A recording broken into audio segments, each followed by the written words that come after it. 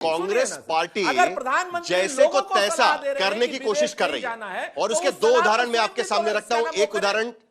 एक उदाहरण सुरेंद्र राजपूत ने यहां पर रखा हुआ है कि कोरिया की युद्ध के समय पे प्रधानमंत्री ये कहते थे, तब वो विपक्ष में थे, कि देखिए कोरिया युद्ध का बहाना बनाया जा रहा था और यहां पर ये किया जा रहा था। अब रुपया डॉलर के बदले अगर हम देखें तो 100 रुपए के करीब पहुंच चुका है, तो सरकार कहने की कोशिश करी कि अच्छी बात है। लेकिन एक वक्त था जब रुपया गिर रहा था, तब कह रहे थे कि देखिए भारत की प्रतिभा कहीं ना कहीं गिरने की कोशिश हो रही है। तो जो विपक्ष के में होते हुए कहा गया था, वो सूद समेत वापस करने की कोशिश है कांग्रेस पार्टी की तरफ से। यही बात है ना, मतलब राजनीति है कुल मिलाकर। सिद्धार्थ यादव जी। नहीं, इसमें साहिल जी कोई बिल्कुल बात नहीं है। मैं आपसे प्रश्न पूछता हूं, 2013 के अंदर पी चिदम्बरम ने आकर के, मनमोहन सिंह जी ने आकर के बोला कि सोना मत खरीदिए, पेट्रोल डीजल को कम इस्तेमाल करिए। कौन सा युद्ध चल रहा था? कौन सा आर्थिक संकट था दुनिया में? तब तो 2G, CWG और कोलगेट की स्कैम की लूट मचा रहे थे। तब तो देश में कॉमनवेल्थ का नाम मुंह काला करवा करके थोड़े दिन पहले ही हटे थे। कौन सा युद्ध चल रहा था? आर्थिक संकट आ चुका। हमारी इकोनॉमी को फ्रेजाइल 5 बोल दिया गया था 2013 में। हमारे ऑयल कंपनीज के पास 1,34,000 करोड़ के ऑयल बॉन्ड्स का कर्ज उनके सर पे चढ़ गया था। कौन सा वैश्विक संकट था? कौन सा युद्ध था? बिना कुछ हुए आपने देश की अर्थव्यवस्था को गर्त में धकेल दिया। डबल डिजिट की इन्फ्लेशन और 5% से कम का ग्रोथ रेट, यह था भारत। और आज 4% से नीचे हमारी इन्फ्लेशन, और हम promising economy, world fastest growing economy world bank बोल रहा है, तब इनको आर्थिक संकट है, देश की ऐसा हो गया वैसा हो गया। ऑन रिकॉर्ड लीजिए आप सुरेंद्र राजपूत का बयान। देश की विपक्षी पार्टी के प्रवक्ता टीवी पे बैठ करके कह रहे हैं, जहां भारत बिलियंस ऑफ डॉलर्स की डील को साइन कर रहा है भारत को आर्थिक रूप से मजबूत करने के लिए, वहां भारत के प्रधानमंत्री को जाना नहीं चाहिए। जूम पे कर लीजिए। अरे जूम पे आप सोरोस से कर लीजिएगा। देश ऐसे चलता है क्या? कूटनीति ऐसे चलती है क्या? आज देश के प्रधानमंत्री जाकर के डील साइन करके आ रहे हैं, रिश्तों को, संबंधों को गहरा कर रहे हैं। और मैं हैरान हूं इनके आर्गुमेंट को सुन के कि ये कह रहे हैं जूम पे मीटिंग कर लेते। अरे यूएई के साथ हमने $30 बिलियन, 30 बिलियन बैरल का स्ट्रेटेजिक पेट्रोलियम रिजर्व साइन की है, स्ट्रेटेजिक स्पेशल पार्टनरशिप के साथ साइन करी है, नॉर्वे के साथ साइन करी है। आप जानेंगे नहीं? बताइए ना, अरे कमाल है सुरेंद्र राजपूत जी, आप और आपके नेता दिवालियापन हो चुका है आप लोगों का। कांग्रेस पार्टी राहुल गांधी का दिवालियापन हो चुका है। भारत के लिए नफरत इतनी ज्यादा मन में भर चुकी है कि आप लोग हर चीज को छोड़ करके चले जाएंगे। आप लोग पीछे हट जाएंगे और आप लोग चाहेंगे देश को गाली देते जाएं। अरे दिवालियेपन से बाहर निकलिए, बाहर निकलिए दिवालियेपन से, और देश के लिए जो अच्छा है उसको अच्छा कहना सीखिए। ठीक है, नफरत मन में हो गई है। लेकिन दो चीजें, चलिए इतनी नफरत चलिए, मेलोडी कुछ लोगों के लिए मीठी साबित हो जाएगी, और इस डील से जो निकलेगा उसके बाद जो होगा उस पर तो हम नजर बनाए रखेंगे। लेकिन कुछ लोगों के लिए जाहिर सी बात है कि खट्टी भी हो सकती है या तीखी भी लग सकती है कहीं ना कहीं। लेकिन आज की स्थिति में समाजवादी पार्टी के प्रवक्ता भी हमारे साथ है। थोड़ी देर पहले अखिलेश यादव यहां जो प्रेस कॉन्फ्रेंस पे बात कर रहे थे, उस पर उसका भी जिक्र करना बहुत जरूरी है। सिद्धार्थ यादव जी, आपने सही कहा कि आज की स्थिति में जो कंज्यूमर प्राइस इंडेक्स है या जो इन्फ्लेशन का रेट है वो 3.48% है, और आरबीआई ने जो 4% का जो स्लैब रखा हुआ है उससे कम है। यह बात तो बिल्कुल मैं मानता हूं। लेकिन दूसरी तरफ अगर आप आंकड़े देखें तो जनवरी से लेकर लगातार पिछले 4 महीने में इन्फ्लेशन बढ़ता जा रहा है। जनवरी में 2.73% था, फरवरी में 3.21% था, मार्च महीने में 3.4% था, और अब अप्रैल में जाकर 3.48% तक जाकर पहुंचा हुआ है। यही सबसे बड़ी चिंता आज की स्थिति में लोगों के सामने सबको सता रही है। पेट्रोल और डीजल के दाम कई राज्यों में 110 रुपए से भी ज्यादा हो चुके हैं, और उसमें सभी राज्य दिखाई देंगे। कांग्रेस पार्टी के शासित राज्य भी दिखाई देंगे और आपके शासित राज्य भी दिखाई देंगे। उसका नंबर भी मैं आपको दिखाना चाहूंगा। दूसरी तरफ रुपया 96.84 रुपीस तक यहां पर पहुंच चुका है। यह सारी चीजों को देखते हुए अगर विपक्ष यहां पर सवाल उठा रहा है कि इसको कंट्रोल कैसे करेंगे, अनुराग भदौरिया, यही सवाल है ना विपक्ष का आज की स्थिति में। बिल्कुल बिल्कुल बिल्कुल, विपक्ष तो महंगाई को लेकर तो सवाल पूछ रहा है ना, और महंगाई पे ही बात कर रहा है वो। तो इनके लिए तो एक बड़ी अच्छी लाइनें इनके लिए सूट करती हैं। धीरे धीरे महंगाई को बढ़ाना है, हद से गुजर जाना है, ऐसी जिंदगी होगी ना हंसी खुशी होगी, इतना दर्द दूंगा जनता को यहाँ, तेल पानी कम होगा, चारों तरफ गम होगा, झूठ की बारिश होगी, सबका हेलिया होगी झोली खाली यहाँ। झूठ की बारिश, ये झूठ की बारिश कर रहे हैं इनकी, और जनता की झोली खाली है, इनको कोई चिंता नहीं है।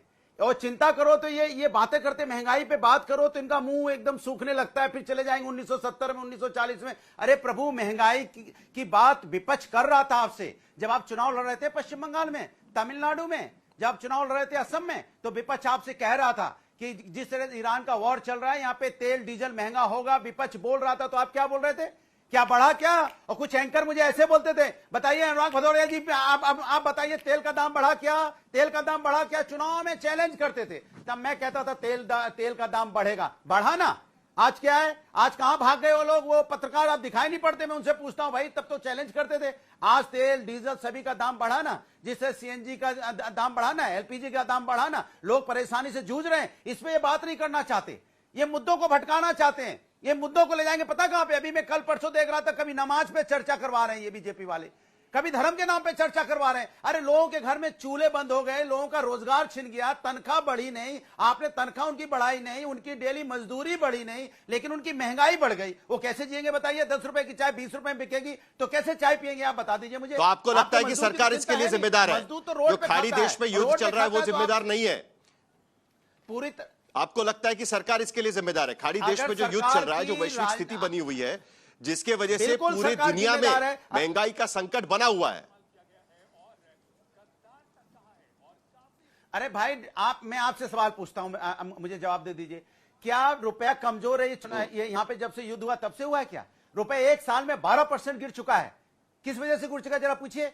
इनका यहां पे व्यापार घाटा 240 अरब डॉलर हो गया। कैसे हो गया जरा बताइए तो आप, मैं आपसे पूछना चाहता हूं। युद्ध तो अभी शुरू हुआ, अगर युद्ध शुरू हुआ तो आपकी रणनीति अच्छी होनी चाहिए ना, विदेश नीति अच्छी होती ना। आप रशिया से अच्छे संबंध रखते ना, आपने तेल खरीदना क्यों कम किया? क्यों अमेरिका के पिछलग्गू यहां पे बन गए? क्यों आप जाके इजराइल में तो मिलने चले गए, तो आप इराक भी चले जाते, तो आज हमारे स्टेट ऑफ हार्मूज से हमारे यहाँ शिप तो आ रहे होते ना, तब तो आपने ईरान से रिश्ते अच्छे नहीं रखे। कहने की कोशिश कर रहा है कि जो भी हो रहा है वो आपकी नीतियों की वजह से हो रहा है। जो वैश्विक स्थिति की वजह से जो होता, 3 महीने आपने महंगाई को रोक के रखने की कोशिश की है, लेकिन 3 महीने के बाद जैसे ही चुनाव खत्म होता है आपने हाथ छोड़ दिए हैं। कहीं ना कहीं विपक्ष का आरोप राजनीतिक भी है, लेकिन यहां पर भी कहीं ना कहीं उंगली दिखाने की कोशिश चल रही है उनकी। देखिए साहिर जी, झूठ पर झूठ, झूठ पर झूठ और मानसिक दिवालियापन एक ही काम है विपक्ष का। आज रशिया से तेल लेना कम कर दिया, किसने कर दिया? क्या झूठ है? 10 मिलियन बैरल ले रहा है भारत, 10 लाख बैरल। आप मान रहे हैं? आप 10 मिलियन बैरल समझते हैं आप क्या होता है? आप 20 लाख बैरल लेते थे, आप 10 लाख पे आ गए थे, कि फिर जब 8 झूठ पे आ बोलने गए थे, आप लगेंगे, भूल गए, एक नैरेटिव बनाने लगे। मैं आपके बीच में नहीं बोला था। 20 लाख बैरल ले रहे थे, आप झूठ क्यों बोल रहे हैं? आपने घटा सुन लीजिए, भदौरिया जी सुन लीजिए, वो जवाब दे रहे हैं, वो जवाब दे रहे हैं, सुन लीजिए। आपके बीच में आप सवाल उठाइए, लेकिन जवाब दे रहे हैं वो सुन लीजिए पहले प्लीज। अमेरिका के पीछे घूम रहे थे, अमेरिका के पीछे लोग लगे थे। अनुराग जी प्लीज उनको जवाब देने दीजिए। अभी हो गया, अमेरिका मदद कर रहा है, ठीक है, उनको जवाब देने दीजिए। अरे जवाब नहीं देंगे, झूठ बोल रहे हैं। सर एक मिनट अनुराग जी, एक मिनट पूछा, मैं उत्तर दे रहा हूं, एक मिनट उत्तर दे रहा हूं। अनुराग जी एक मिनट, इस तरीके से बहस नहीं होगी। जरा जवाब सुन लीजिए, आपको दोबारा मौका मिलेगा ना, उनका जवाब सुन लीजिएगा। चलिए सिद्धार्थ जी आप जवाब दीजिए। देखिए साहिर जी, समस्या क्या है? अभी देखिए कैसे किस प्रकार से राजनीतिक रोटी सेकने का काम किया जाता है। ये एक वैश्विक संकट है, पूरी दुनिया पर इस संकट का समान प्रभाव है। ये भारत द्वारा उत्पन्न किया हुआ संकट नहीं, भारत का इस संकट से कोई लेना देना। दुनिया के अंदर बड़े देश आप नाम उठाइए, United kingdom, France, Canada, US, south Africa, जिस देश का आप नाम उठाएंगे वहां कहीं 60% बढ़ा, कहीं 70% बढ़ा। न्यूजीलैंड, ऑस्ट्रेलिया 80% बढ़ा, और भारत में 3% बढ़ा।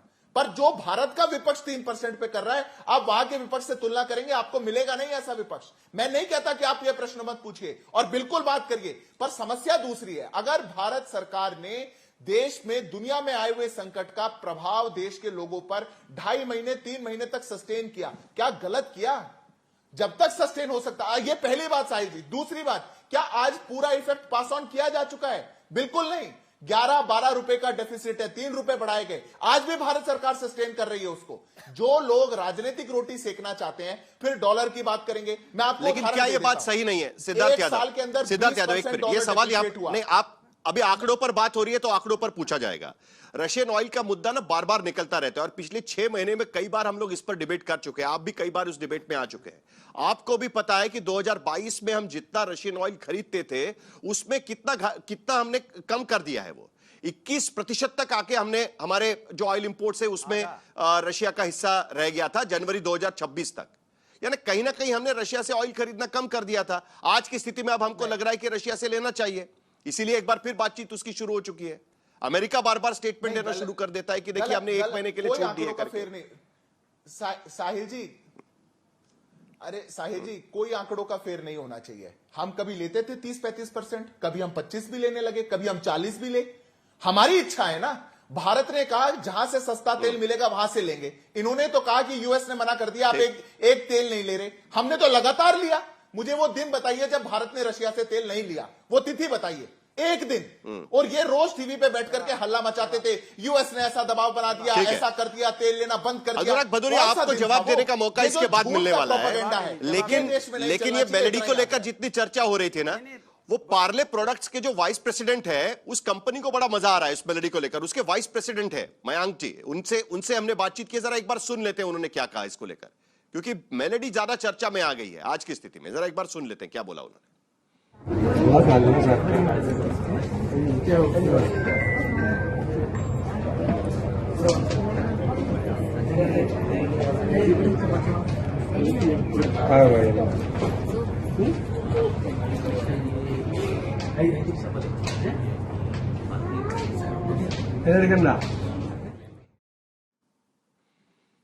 तो चलिए, मयांक शाह तो यहां पर कह रहे हैं कि वो बड़े खुश है जिस तरीके से एक भारतीय कंपनी का प्रोडक्ट वहां पर चर्चा में आ रहा है। जल्दी से अनुराग भदौरिया जवाब दीजिए, उसके बाद मुझे जरा सिद्धार्थ जराबी के पास जाना है, क्योंकि राजनीतिक बातें होती रहेगी लेकिन सचमुच में इसका कोई सोल्यूशन है क्या? दीप्ति तनेजा भी यहां पर बैठी हुई है। अनुराग भदौरिया जी,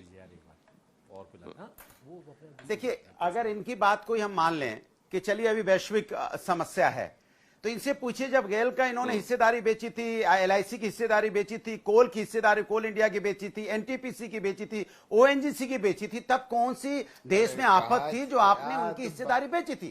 सवाल तो ये उठता है। तो उसके तो कोई जवाब आप देंगे नहीं। दूसरी बात, अरे कहां मत बोलिए, पोल खोल रहा हूं तो सुन लीजिए। आप बताइए, मैं आपसे पूछना चाहता हूं, देश के अंदर जब से आपकी सरकार आई है, जब से डीजल पेट्रोल के दाम लगातार बढ़ते चले जा रहे हैं, 100 रुपए इसके पहले भी हुआ था वैश्विक, अभी तो युद्ध हुआ, इसके पहले भी 100 रुपए डीजल पेट्रोल गया था, तब आपने क्यों बढ़ाया था? जरा बता दीजिए, मुझे आपसे पूछना चाहता हूं। और उस समय 2016, 2017, 2018, 2020 में, 2022 में बीच में 52 रुपए यहाँ पे डॉलर प्रति बैरल भी था, यहाँ पे 42 रुपए भी था, 44 भी था। तब तो कंपनियां फायदा उठा रही थी। तब तो कंपनियां जब फायदा उठा रही थी तो आपने जनता को लाभ नहीं दिया, आपने डीजल पेट्रोल सस्ता नहीं किया था, तब कंपनियां लाभ कमा रही थी। आज कंपनी को थोड़ा नुकसान हुआ है तो आप कह रहे हो कंपनी को नुकसान हो रहा है। आपको कंपनी की चिंता रहती है, आम जनता की चिंता नहीं रहती।